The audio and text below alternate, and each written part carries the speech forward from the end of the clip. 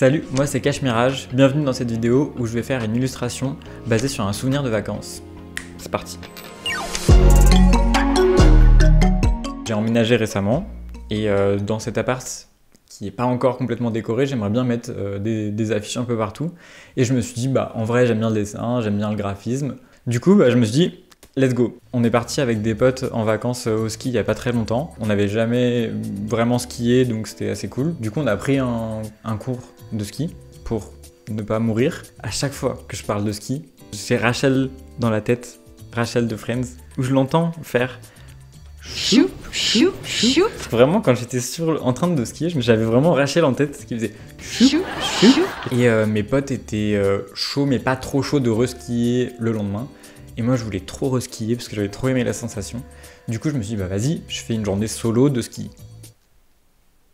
Pourquoi pas? Moi, j'avais trop l'impression d'être un imposteur ou d'être en mission. En fait, j'observais énormément les gens parce que comme j'avais pas les réflexes du ski, et notamment pour les télésièges ou ce genre de trucs, du coup, je regardais tout le temps de ouf comment les gens faisaient avant de le faire. Et du coup, quand je le faisais, je me sentais trop comme si je faisais un acting de ouf. Globalement, tout le monde s'en foutait de moi, hein. Vraiment. Les gens sont juste là pour skier et pour kiffer leur vie. Mais bref, j'ai passé des très bons moments tout seul, au final, c'était vraiment sympa. Et il y a ce moment où j'ai pris un télésiège tout seul, parce qu'il n'y avait pas assez de monde pour remplir le télésiège. Et j'étais tout seul dans les montagnes. J'ai décidé d'illustrer ce souvenir en particulier parce que c'est un super bon souvenir. On dirait que je raconte une expérience de dingue, alors que je dis juste que j'ai pris un télésiège. Mais je sais pas, moi j'ai passé un très bon moment. C'est rare en fait dans la vie d'être juste dans le contemplatif. Et là je l'étais vraiment, c'était hyper silencieux étonnamment. Mais pas si étonnant parce qu'en fait on était en hauteur et il n'y avait pas beaucoup de bruit du coup. Je me suis dit, vas-y, pourquoi pas l'illustrer parce que ça pourrait faire un truc assez joli. Donc c'est parti. En station de ski, il y a pas mal d'affiches dans un style hyper particulier avec des couleurs assez vives et beaucoup d'aplats de couleurs. Mais je voulais pas prendre ce style à 100% parce qu'il me correspond pas entièrement, donc je voulais m'inspirer de ce qui existe en station. Mais en même temps, je voulais pas faire 100% recopier ce style. Et ensuite, il y a l'artiste Tommy Parker, qui est un illustrateur que j'adore, qui fait des trucs hyper quali, toujours bien coloré mais dans un équilibre parfait. Donc je voulais vraiment m'inspirer de son travail sur plusieurs aspects. Donc les textures, il est assez sobre au niveau des textures, mais je trouve que c'est assez élégant. Les couleurs, il a des palettes qui sont comme ça. Elles sont logiques, je sais pas, genre elles paraissent simples alors que évidemment à faire c'est pas du tout simple. Et sa ligne, j'adore sa ligne parce qu'en fait il fait des contours mais pas tout le temps et il fait des contours que quand c'est nécessaire et ça donne un style justement, j'ai beaucoup le mot élégant en tête qui me vient quand je parle de son travail, donc j'avais un peu envie de viser ce qu'il faisait en m'en inspirant. Donc mes deux grosses inspi c'est les trucs qui existent déjà en station de ski et le travail de Tommy Parker. Mon illustration. Les premières étapes, c'était vraiment de poser l'idée un peu à l'arrache.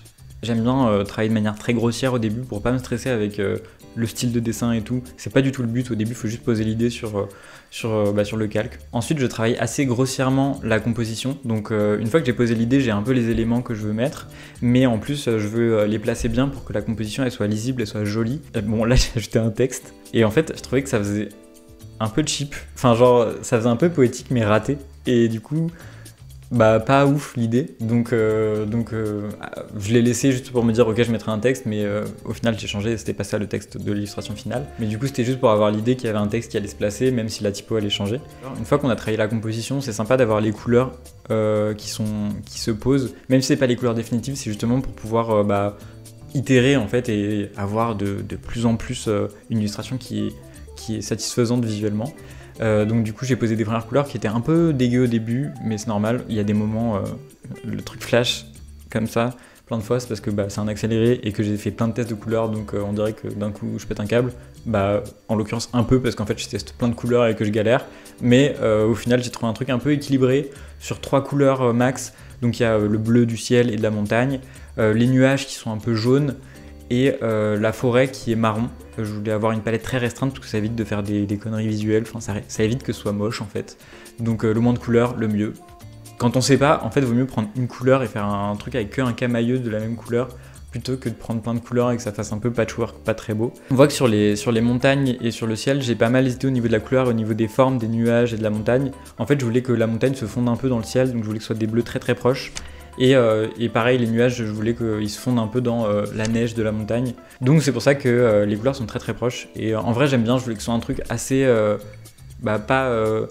fallait pas que ce soit trop fidèle à la réalité, fallait que ce soit plus fidèle au moment et à la beauté du moment qui a été ressenti que tel bleu pour la montagne. Ensuite, on voit que j'affine pas mal le dessin. Le personnage était très cheap au début, donc je l'ai affiné, je lui ai fait prendre une pose un peu plus posée pour que ça exprime plus le moment d'apaisement qui est ressenti.